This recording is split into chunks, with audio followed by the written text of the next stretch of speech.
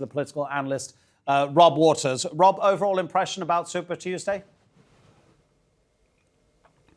Well, I think today is the day that cuts the wheat from the chaff. You're going to see only probably two emerge as the leaders. As far expected, it will be a race between the leader, Bernie Sanders, and the former Vice President, Joe Biden. I do not expect that Elizabeth Warren will actually even win her own state, nor will she have enough wherewithal or money to go forward. This is going to be an ideological debate between the Democrats and will be most interesting to watch. Okay, tell us about this word socialism. Is it still a dirty word in American politics? Because democratic socialist is what Bernie Sanders describes himself as.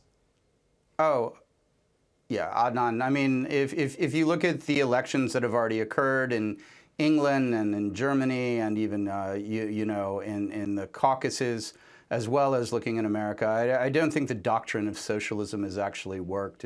The Jeremy Corbyn School of Economics does not seem to be catching on.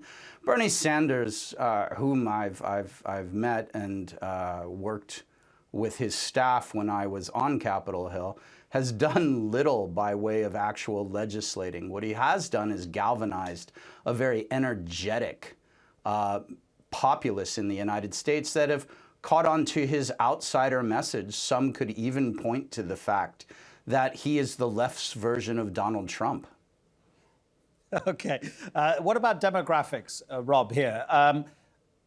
Is there any way that the younger generation of voters, with their, let's say they're slightly more progressive than the older generations, and Bernie Sanders might be particularly popular to them, but generally every time we come around to elections, wherever they may be in the world, it's always the older people who are actually there at the ballot box in greater numbers than the young. Might it be different this time? And could the young make a difference to what happens in the eventual decision that will be between Bernie Sanders and Joe Biden, as you forecast?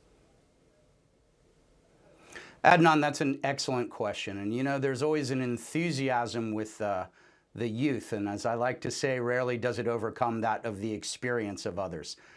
I will say this, the demographic shifting, and again, I am a Republican, but as I have watched, and I'm sure my brilliant partner Marcus Mason will enumerate tonight, you have three factors that are going on. You have Mike Bloomberg, who has spent upwardly $600 million for what will be the most lackluster showing you can ever imagine. And then not more than 2 weeks ago, everyone was forecasting the death of Joe Biden, whose decisive win in South Carolina is propelling a different narrative. Bernie Sanders has a lock on a certain amount of progressive votes, be they 18-year-olds or 70-year-olds. These are people who agree with his message. You saw them in 2016, and you're seeing them in 2020. However, if you actually look at the vote, they've come out in less droves. So while they are loud and enthusiastic, I don't know that they're overly populated. Americans, by and large, do not like going too far to the right nor too far to the left. That's why you see a resurgence of moderacy in the Democratic Party. Who would your money be on come November if it was Biden or Sanders against Trump? Oh, I think Trump wins anyway, so best bet on the president.